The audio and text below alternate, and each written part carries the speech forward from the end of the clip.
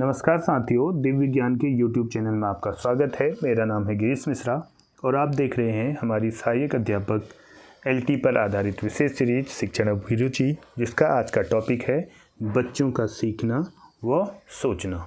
जो छोटे बच्चे होते हैं या बच्चे हमेशा छोटे ही होते हैं, तो जो बच्चे होते हैं वो किस प्रकार से सीख रहे हैं और वो किस प्रकार से सोचते हैं, तो उनके आधार पर हमारा आज का टॉपिक है। जैसे पियाजे ने बच्चों को जो है छोटे नन्हे वैज्ञानिक की संज्ञा दी थी। उनका मानना था कि बच्चों का जो सोचना होता है या फिर जो वो अपने दिमाग में संप्रत्यय बनाते हैं, वो एक प्रकार से क्या होते हैं, उनका अर्थ होता है। वो जो है बिना अर्थ के नहीं होते हैं, उसके आधार पर ही वो आगे अपने जो है लर्निंग को करते हैं, अपने जो है संप्रत्ययों को बनाते हैं। तो आइए आज शुरू करते हैं। हमारा टॉपिक बच्चों का सीखना व सोचना। इससे संबंधित आपके 1 या 2 नंबर आपके LT भर्ती परीक्षा में पूछे जा सकते हैं और लेक्चरर भर्ती परीक्षा में भी पूछे जा सकते हैं और कहीं कहीं यूटेट सीटेट में भी इस प्रकार के प्रश्न आते हैं। ये प्रश्न आपके फैक्ट पर आधारित नहीं होते हैं, क्योंकि ये अंडरस्टैंडिंग यानी कि बोध से संबंधित प्रश्न है। आप अगर समझ गए इस टॉपिक को तो आप आसानी से 1 से 2 नंबर अपने एग्जाम पर ला लेंगे। तो आइए शुरू करते हैं। तो देखिए, बच्चे कैसे सोचते हैं। तो देखो कैसे सोचते हैं। सोचना एक उच्च प्रकार की मानसिक प्रक्रिया है जो ज्ञान को संगठित करने में एक अहम भूमिका निभाती है। इस मानसिक प्रक्रिया में अच्छी स्मृति, प्रत्यक्षीकरण, अनुमान, कल्पना आदि मानसिक प्रक्रियाएं सम्मिलित होती हैं। एक बालक के समक्ष हमेशा अनेक वस्तुएं, समस्याएं, दृश्य परिदृश्य और आदि दृष्टिगोचर होती रहती है तथा बालक उन समस्याओं, वस्तुओं, दृश्य परिदृश्यों आदि के विषय में चिंतन करता रहता है। यह चिंतन अनुभवजन्य होता है। तो कहने का सही है, जो बालक होता है वो जो है जब सोचता है, और सोचना अपने आप में ही क्या है, एक उच्च प्रकार की मानसिक प्रक्रिया है जो कैसे उत्पन्न होती है, अच्छी स्मृति से उत्पन्न होती है, प्रत्यक्षीकरण से उत्पन्न होती है, अनुमान लगाने से उत्पन्न होती है, कल्पना करने से जो है ये उत्पन्न होती हैं। बालक अपनी स्वाभाविक प्रवृत्ति के अनुसार वस्तुओं को देखकर या छूकर उनके बारे में अनुभव प्राप्त करता है।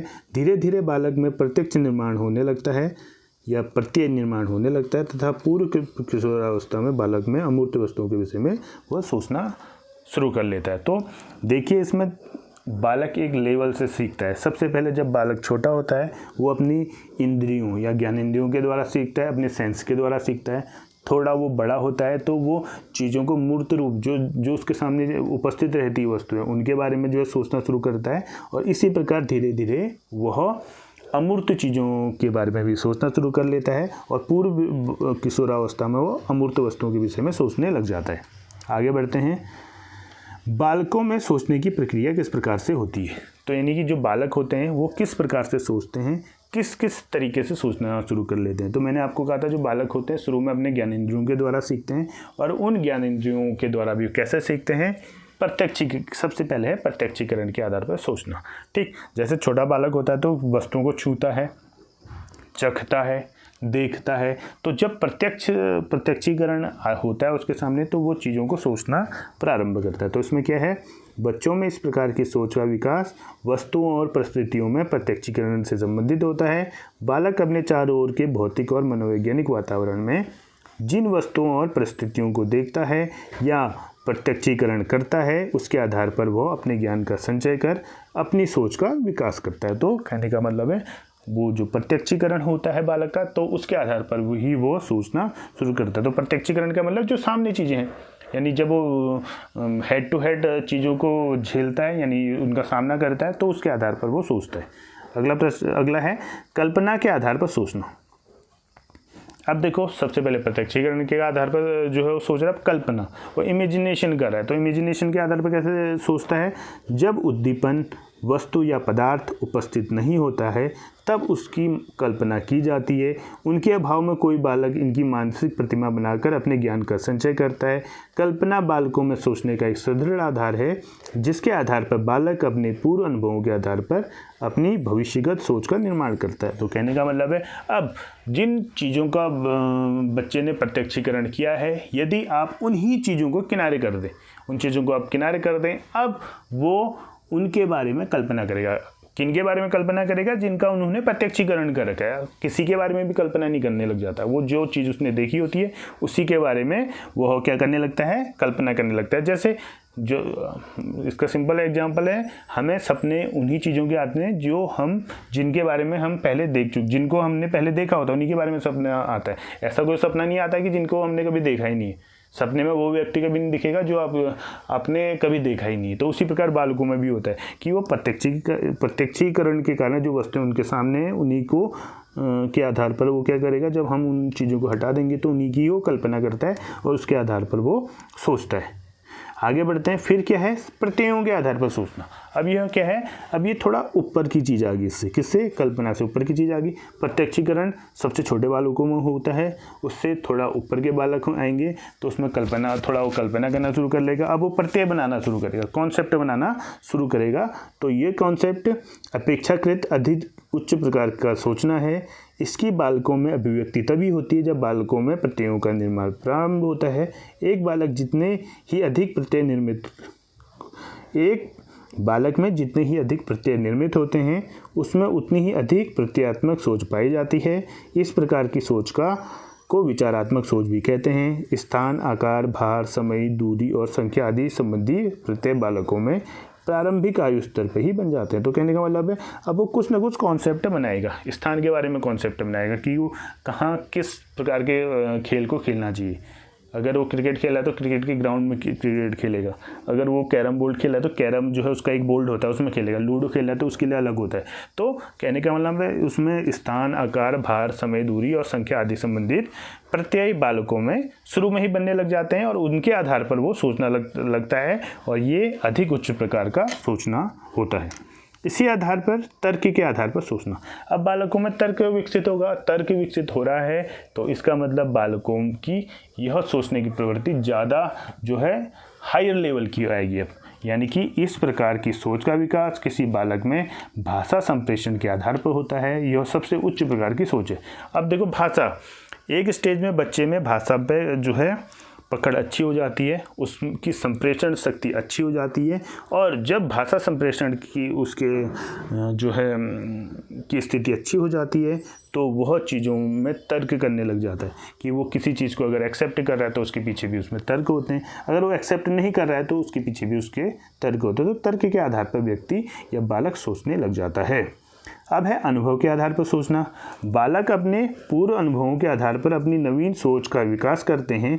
इस प्रकार की सोच का विकास बच्चों में स्थायी ज्ञान प्राप्ति का सर्वोत्तम साधन माना जाता है। इसी प्रकार अनुभव जो होते हैं रुचि और जिज्ञासा के आधार पर जो है सोचने पर बल देते हैं। कुछ बालक अपनी रुचियों और जिज्ञासाओं के आधार पर अपनी सोच का सृजन करते हैं। शिक्षक तथा अभिभावकों को चाहिए कि वह बालकों में नई नई रुचियों और जिज्ञासाओं को पैदा करे जिससे कि बच्चों में सोचने की प्रक्रिया की गति तीव्र हो सके। तो इस स्टेज में जब बालक पहुंचता है तर्क के आधार पर और रुचि के आधार पर, अपनी जिज्ञासाओं के आधार पर जब सीखने की स्थिति में आ जाता है तो यहाँ पर सबसे ज़्यादा जो इम्पोर्टेंट रोल होता है वो शिक्षक और अभिभावकों का होता है कि वह बालक की रुचि का ध्यान रखे, उसकी जिज्ञासाओं का ध्यान रखे, दोनों का ध्यान रखे। बालकों में जो सोचने की जो प्रवृत्ति है उसे दृढ़ कर सकते हैं, उसका लेवल बहुत हाई कर सकते हैं क्योंकि बच्चों में सबसे ज़्यादा जिज्ञासा होती है, वो प्रश्न पूछता है और उन प्रश्न पूछने में आप उसकी जिज्ञासाओं को सिर्फ शांत ना करें बल्कि उन जिज्ञासाओं का आदर करके उन्हें और आगे बढ़ने में मदद करें, यानी उनका परिमार्जन करें। तो परिमार्जन करेंगे तो उनकी जो जिज्ञासा प्रवृत्ति होगी वो बढ़ती जाएगी और वो उसे सीखने और सोचने में जो कि है हेल्प करेंगी और अच्छा सोचने में हेल्प करेंगी। इसी आधार पर है अनुकरण के आधार पर सोचना। अब देखो, अनुकरण के आधार पर क्या है? Thinking based on imitation. ये एक प्रकार का क्या है? बालकों की सोच के विकास में अनुकरण का एक महत्वपूर्ण स्थान है। जब वो अपने आसपास लोगों को कोई कार्य करने में देखते हैं तब वह उसी कार्य करने की चेष्टा करते हैं तथा अपने सोच का विकास करते हैं। तो इसका सबसे अच्छा एग्जाम्पल है यदि एनवायरनमेंट, एक प्रकार से हम कहेंगे पर्यावरण का जो है किसी व्यक्ति के सोचने और सीखने में महत्वपूर्ण योगदान होता है। वो कैसे? यदि किसी बच्चे के सामने अगर अच्छा वातावरण है, वो उसके आसपास के लोग जो है वैज्ञानिक बनने की ओर जाते हैं, आईएएस बनने की ओर जाते हैं, पीसीएस बनने की ओर जाते हैं, अध्यापक बनने की ओर जाते हैं, तो बालक भी उसी डायरेक्शन में जो है अनुकरण के आधार पर सोचेगा और उसी डायरेक्शन में अपना जो लर्निंग और थिंकिंग को बढ़ाएगा और उसी अब संभव है कि वह उसी डायरेक्शन में उसी फील्ड में जाने का प्रयास करेगा। जबकि आप अगर बालक के सामने निगेटिव एनवायरनमेंट तैयार कर दें, और जैसे आतंकवादी होते हैं वो जो है बच्चों को शुरू से इस जो है माहौल में डाल देते हैं कि बच्चे जो है सीखने और समझने की उनकी प्रवृत्तियां वैज्ञानिक ना होकर वो जो है विध्वंसक हो जाती हैं, तो बच्चा भी आगे जाके संभव है कि वो आतंकवादी ही बनता है। तो अनुकरण बच्चे के जो है मस्तिष्क पर सबसे ज़्यादा प्रभाव पड़ता है। ये अनुकरण पर्यावरण का प्रभाव है। जिस आधार पर बच्चे को जैसा एनवायरनमेंट देंगे, पर्यावरण देंगे, वो उसका अनुकरण करेगा और वो धीरे धीरे वैसा ही सोचने लगेगा, वैसा ही सीखने लगेगा और संभव है कि वो वैसा ही बन भी जाए। इसी प्रकार बच्चों में सोचने की योग्यता को बढ़ाने हेतु आवश्यक कदम क्या उठाए जा सकते हैं? Essential steps to enhance thinking ability in children. तो क्या करना है? तो सबसे पहले क्रो महोदय कहते हैं, क्या कहते हैं? बालकों में सोचने की योग्यता सफल जीवन के लिए आवश्यक होती है। जो क्रो क्या कह रहे हैं? वो कह रहे हैं कि बालकों में सोचने की योग्यता सफल जीवन के लिए आवश्यक है। इसीलिए अतः संरक्षकों और शिक्षकों को चाहिए कि बालकों में इस योग्यता के विकास पर ध्यान दिया जाए। बालकों में सोचने की योग्यता के विकास में निम्नलिखित उपाय सहायक हैं। अब कौन कौन से उपाय हैं देखते हैं। पहला उपाय क्या है? पहला उपाय कह रहा है बालकों को सोचने के लिए प्रोत्साहित और प्रेरित करना चाहिए। बालकों के भाषा ज्ञान को उच्च करने उपाय करने चाहिए, जिससे वह समय समय पर अपने विचारों की अभिव्यक्ति कर सके। जैसा हमने पहले कहा था कि उसकी जिज्ञासाओं को शांत नहीं करना है, बल्कि उसे इस तरीके से उनकी जिज्ञासाओं का सम्मान करना है और उनकी रुचियों का सम्मान करना है, जिससे कि वो अपने जिज्ञासाओं की लेवल को बढ़ाए और अधिक उन प्रश्नों का उत्तर जानने के लिए उत्सुक हो जाए। इसी प्रकार बालकों की रुचियों के विकास पर ध्यान देना चाहिए। रुचियों के अभाव में सोचने योग्यता कठिनाई से विकसित हो पाई है। तो कहने का मतलब है जैसे प्रश्न जो है बच्चे के अंदर उत्पन्न हो रहे हैं, उससे संबंधित आप उसके अंदर रुचि जगा सकते हैं। तो जैसी रुचियाँ होगी तो वो उसको उन प्रश्नों का जवाब देने के लिए वो जो है तैयारी करेगा, सोचेगा, सीखेगा चीज़ों को, और वो उसका सीखना ही उसे आगे की ओर ले जाएगा।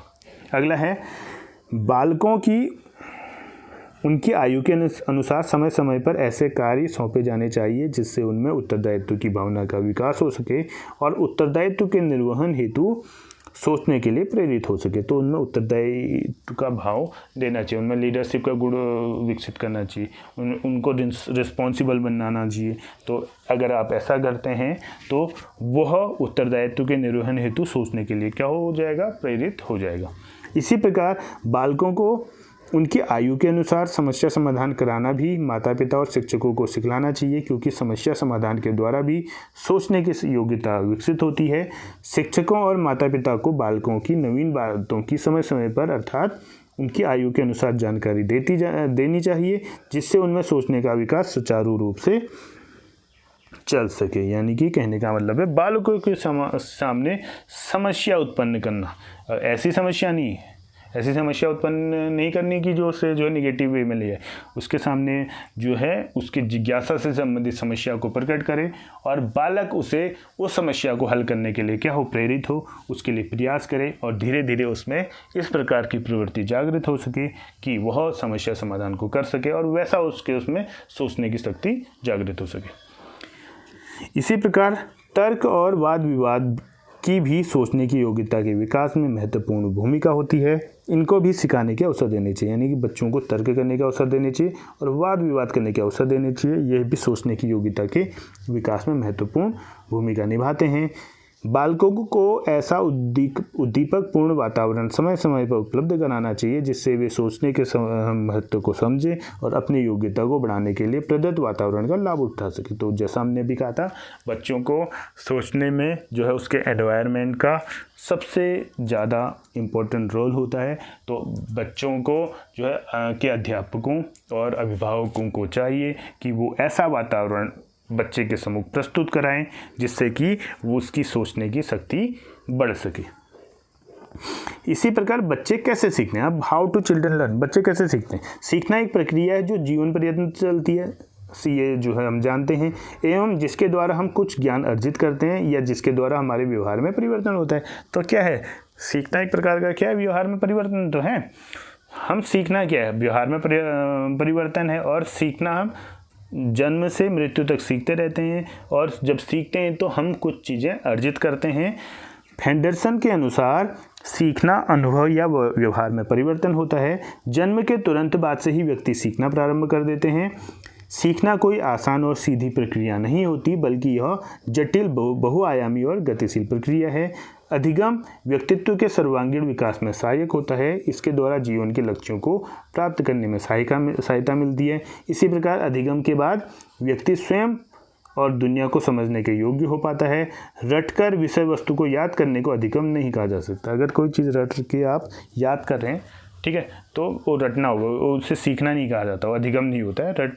रटना किसी वस्तु को याद करना अधिगम के अंतर्गत नहीं आता। यदि छात्र किसी वस्तु के ज्ञान के आधार पर कुछ परिवर्तन करने एवं उत्पाद करने अर्थात ज्ञान का व्यवहारिक प्रयोग करने में सक्षम हो गया हो, तभी उसके सीखने की प्रक्रिया को अधिगम के अंतर्गत रखा जाता है। तो रटना सीखना नहीं होता है। जबकि अगर आपने कोई चीज़ सीखा हुआ है, अगर आप उसे व्यवहार में प्रयोग नहीं कर पा रहे हैं, इसका मतलब वो सीखना नहीं है। अगर उसी चीज़ को आपने व्यवहार में प्रयोग करना सीख लिया, इसका मतलब वो लर्निंग है, सीखना है, अधिगम है। ठीक है। सार्थक अधिगम ठोस चीज़ों एवं मानसिक द्योतकों को प्रस्तुत करने व उनमें बदलाव लाने की उत्पादक प्रक्रिया है, न कि जानकारी इकट्ठा कर उसे रटने की प्रक्रिया। इसी प्रकार गेट्स महोदय कहते हैं कि अनुभव द्वारा व्यवहार में रूपांतरण लाना ही अधिगम होता है। ई पील के अनुसार अधिगम व्यक्ति में एक परिवर्तन है जो उसके वातावरण के परिवर्तनों के अनुसरण में होता है। क्रो दोबारा क्या कहते हैं? वो कहते हैं कि सीखना आदतों, ज्ञान एवं अभिवृत्तियों का अर्जन है जिसमें कार्यों को करने के नवीन तरीके सम्मिलित हैं, और इसकी शुरुआत व्यक्ति द्वारा किसी भी बाधा को दूर करने अथवा नवीन परिस्थितियों में अपने समायोजन को लेकर होती है। इसके माध्यम से व्यवहार में उत्तरोत्तर परिवर्तन होता रहता है। एक व्यक्ति को अपने अभिप्राय अथवा लक्ष्य को पाने में समर्थ बनाती है। सभी बच्चे स्वभाव से ही सीखने के लिए प्रेरित रहते हैं और उनमें सीखने की क्षमता होती है। तो बच्चे जो स्वभाव से ही सीखने के लिए प्रेरित रहते हैं और उनमें सीखने की क्षमता होती ही है। अर्थ निकालना अमूर्त सोच का विकास, या अर्थ निकालना अमूर्त सोच की क्षमता विकसित करना, विवेचना व कार्य अधिगम या सीखने की प्रक्रिया के सर्वाधिक महत्वपूर्ण पहलू हैं। बच्चे व्यक्तिगत स्तर एवं दूसरों से भी विभिन्न तरीकों से सीखते हैं। अनुभव के माध्यम से प्रयोग करने से, पढ़ने, विमर्श करने, पूछने, सुनने और सोचने व मनन करने से तथा गतिविधि या लेखन के जरिए अभिव्यक्ति करने से अपने विकास के मार्ग में उन्हें ये सभी तरह के अवसर मिलने चाहिए। इसी प्रकार बच्चे जो है मानसिक रूप से तैयार हो उससे पहले ही उन्हें पढ़ा देना बाद की अवस्थाओं में उनमें सीखने की प्रवृत्ति को प्रभावित करता है। उन्हें बहुत से तथ्य याद तो रह सकते हैं, लेकिन संभव है कि वे न तो उन्हें समझ पाएं और न ही उन्हें आसपास की दुनिया से जोड़ पाएं। स्कूल के भीतर और बाहर दोनों जगहों पर सीखने की प्रक्रिया चलती है। इन दोनों जगहों में यदि संबंध रहे तो सीखने की प्रक्रिया पुष्ट होती है। तो सीखना सिर्फ स्कूल में नहीं होता है, बच्चा ज़्यादा समय घर पर रहता है, परिवार पर रहता है, समाज में रहता है, तो सीखने की प्रक्रिया घर में भी चलती है और घर से बाहर भी चलती है। जो हमारा NCF 2005 जो NCF था उसमें कहा भी गया है कि जो अधिगम को है स्कूल की बाउंड्री से बाहर भी ले जाना है, उसमें जो है ये स्पष्ट तौर पर कहा गया है। इसी प्रकार कला और कार्य समग्र सीखने के अवसर प्रदान करते हैं जो सौंदर्य बोध से पुष्ट होता है। ऐसे अनुभव भाषाई रूप से ज्ञात चीज़ों के लिए महत्वपूर्ण हैं, विशेषकर नैतिक मुद्दों में, ताकि प्रत्यक्ष अनुभवों से सीखा जा सके और जीवन में समाहित किया जा सके। सीखना किसी भी मध्यस्थता या उसके बिना भी हो सकता है। प्रत्यक्ष रूप से सीखने से सामाजिक संदर्भ व संवाद, विशेषकर अधिक सक्षम लोगों से संवाद विद्यार्थियों को उनके स्वयं के उच्च संज्ञानात्मक स्तर पर कार्य करने का मौका देते हैं। सीखने की एक उचित गति होनी चाहिए। ध्यान रखना, क्या कह रहा है, सीखने की एक उचित गति होनी चाहिए ताकि विद्यार्थी अवधारणाओं को रटकर और परीक्षा के बाद सीखे हुए को भूल न जाएं, बल्कि उससे समक्ष रह सकें और आत्मसात कर सकें। साथ ही सीखने में विधिवत विविधता व चुनौतियां होनी चाहिए ताकि वह बच्चों को रोचक लगे और उन्हें व्यस्त रख सकें। ऊब महसूस होना इस बात का संकेत है कि उस कार्य को बच्चा अब यांत्रिक रूप से दोहरा रहा है और संज्ञानात्मक मूल्य उसका खत्म हो चुका है। तो कहने का मतलब है कि जो भी बच्चा सीख रहा है तो वो सिर्फ परीक्षा के लिए ही उसे रटते नहीं, उसे सीखे नहीं, जबकि परीक्षा के बाद वो जो है उन चीज़ों को क्या करें, अपने समक्ष रख सके और उसे आत्मसात कर सके और उसका प्रयोग दैनिक जीवन में कर सके। तो इस तरीके से उसे सीखने में जो है क्या करना चाहिए, उसे सीखने में जो है इस प्रकार की परिस्थितियाँ उसके सामने रखनी चाहिए। अब देखो सीखने के बच्चों में सीखने के नियम और सिद्धांत क्या क्या हैं। तो देखो जनरली चार प्रकार के सिद्धांत होते हैं। थॉर्नडाइक ने जो है 3 प्रकार के सिद्धांत दिए, तत्परता का नियम दिया है, प्रभाव का नियम दिया है और अभ्यास का नियम दिया है।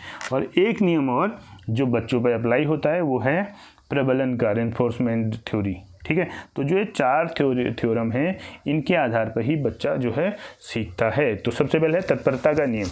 तत्परता का नियम है लॉ ऑफ रेडीनेस। ये क्या कहलाता है, किसी बच्चे को सीखने के से पहले उसे तत्पर करना पड़ेगा, उसे रेडी करना पड़ेगा। और वो तत्पर ही नहीं है सीखने के लिए तो उसे ज्ञान को आप आसानी से उसे सिखा नहीं सकते।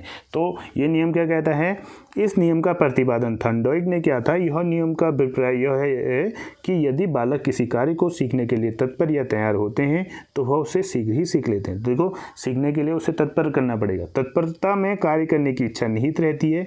यदि बालक में गणित के प्रश्न हल करने की तीव्र इच्छा हो तो वह उसको करता है, अगर उसमें इच्छा नहीं है तो वह नहीं करता है। इतना ही नहीं, तत्परता के कारण वह उनको अधिक शीघ्रता और कुशलता से करता है।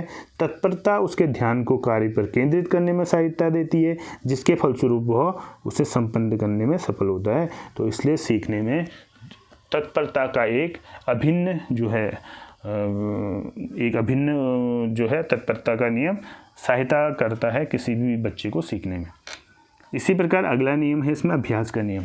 तो इसमें कहा भी गया है कि जो है करत करत अभ्यास से जड़मति होई सुजान, यानी कि अभ्यास अगर लगातार किसी चीज़ का किया जाए तो वह चीज़ आसानी से सीखी जा सकती है। अगर कोई चीज़ अगर आपको समझ में आ गई, क्योंकि वो मेंटल लेवल पर आधारित होती है। किसी की अगर बुद्धि लब्धि बहुत अच्छी होती है तो वो चीज़ों को एकदम समझ जाता है, लेकिन अगर एक बार में समझ में नहीं आए, अगर आप व्यक्ति उसका बार बार अभ्यास करे तो बच्चा आसानी से चीज़ों को सीख सकता है। तो ये क्या कह रहा है, इस नियम का प्रतिपादन भी थॉर्नडाइक ने किया था। इस नियम का अभिप्राय है कि यदि बालक कार्य को बार बार करता रहे तो वह उस कार्य में अन्य सामान्य बालक की अपेक्षा अधिक निपुण हो जाता है। तो ये कहलाता है अभ्यास का नियम। जैसे हर विषय में उपयोगी नहीं है, जैसे गणित विषय में, गणित में अगर जितना ज़्यादा अभ्यास करेगा उसमें उसकी सीखने अधिगम करने की क्षमताएं उतनी अधिक होंगी। अगला नियम है इसमें प्रभाव का नियम। तो देखिए प्रभाव, इफेक्ट, लॉ ऑफ इफेक्ट। इसका मतलब अगर आप किसी बच्चे को कोई चीज़ सिखा रहे हैं तो उसमें प्रभाव का योगदान बहुत ज़्यादा होता है। अगर सिखाने में उसे सुख महसूस हो रहा है, उसे अच्छा लग रहा है, उसे खुशी मिल रही है सीखने में, तो इसका सही है कि बच्चा आसानी से चीज़ों को सीखेगा। अगर उसमें दुख हो रहा है तो वह उस चीज़ से भागेगा और उसे नहीं सीख पाएगा। तो ये थॉर्नडाइक ने जो अपना तीसरा नियम दिया था प्रभाव का नियम, ये बहुत इंपॉर्टेंट होता है अधिगम में। थॉर्नडाइक के इस नियम के अनुसार बालक उस कार्य को सीखना चाहते हैं जिसका परिणाम हमारे लिए हितकर होता है या जिसमें बालकों को सुख और संतोष मिलता है। यदि बालकों को किसी कार्य को करने में कष्ट होता है तो बालक उसको करते या सीखते नहीं हैं। बोसबर्न के अनुसार जब सीखने का अर्थ किसी उद्देश्य या इच्छा को संतुष्ट करना होता है तब सीखने में संतोष का महत्वपूर्ण योगदान होता है। यदि उसे कोई चीज़ सीखने में सुख मिल रहा है तो वो उस चीज़ को जल्दी सीख जाएगा। अगर सुख की जगह उसे दुख मिल रहा है तो वो उस चीज़ों को नहीं सीखेगा या उससे दूर भागने का जो है कोशिश करेगा। और इसमें अंतिम नियम है, क्या है अंतिम नियम, प्रबलन का सिद्धांत। अब ये जो रेनफोर्समेंट थ्योरी है ये सर्वप्रथम CL हल ने दी थी और इसका उपयोग जो है बाद में अपने अनुप्रयोगों में स्किनर ने भी किया था। तो ये सिद्धांत क्या कहलाता है, अगर आप किसी कार्य को करने में रेनफोर्समेंट यानी कि उसमें प्रबलन देते हैं तो बच्चा उस चीज़ को सीखने में जो है जल्दी सीख जाएगा। जैसे अब ये प्रबलन भी 2 टाइप के होते हैं, एक पॉजिटिव होता है, नेगेटिव होता है। तो अगर बच्चे को अच्छा व्यवहार सिखाना है तो उसे आपको जो है रेनफोर्समेंट देना पड़ेगा, और कोई गंदा जो है उसके आदत छुड़ानी है तो उसके लिए आप ऋणात्मक प्रबलन देते हैं, जिससे कि वो क्या कर लेता है, सीख जाता है। तो क्या है इसमें, इस सिद्धांत का प्रतिपादन अमेरिकी मनोवैज्ञानिक C.L. हल द्वारा किया गया था। यह सिद्धांत सीखने का आधार आवश्यकता की पूर्ति की प्रक्रिया है। जब बालक की किसी आवश्यकता की पूर्ति नहीं होती है तब उसमें असंतुलन उत्पन्न हो जाता है। उदाहरण के लिए भोजन की आवश्यकता पूर्ण न होने पर बालक में तनाव उत्पन्न हो जाता है, उसके फलस्वरूप उसकी दशा असंतुलित हो जाती है। साथ ही भूख की चालक शक्ति उसे भोजन प्राप्त करने के लिए क्रियाशील बना देती है, अर्थात प्रबलन बनता है। कुछ समय के बाद वह ऐसी स्थिति में पहुंच जाता है जब उसकी भोजन की आवश्यकता संतुष्ट हो जाती है, इसके फलस्वरूप भूख के चालक की शक्ति कम हो जाती है। तो कहने का मतलब है किसी भी चीज़ को सिखाने के लिए पुनर्बलन का महत्वपूर्ण योगदान होता है। ये पुनर्बलन 2 टाइप के हो सकते हैं, एक आपके धनात्मक होते हैं और दूसरे होते हैं ऋणात्मक। तो दोनों टाइप के पुनर्बलन होते हैं जो बच्चे को अधिगम या सीखने में महत्वपूर्ण योगदान देते हैं। तो आज का जो टॉपिक था बच्चों का सीखना व सोचना, ये जो है अंडरस्टैंडिंग पे बेस्ड था। मैंने आपको बताया, इसे आपने जो है आप डेली जो है जीवन में आप अप्लाई करते हैं, इसी के आधार पर आप जो है इसको समझे होंगे। उम्मीद करता हूँ 1 या 2 नंबर इस जो टॉपिक से आने वाले हैं ये इस लेसन से आपको जो है पूरे हो जाएंगे। इसी प्रकार के अन्य टॉपिक पर वीडियो के लिए आप बने रहिए हमारे साथ। तब तक के लिए मिलते हैं। जय हिंद, जय भारत।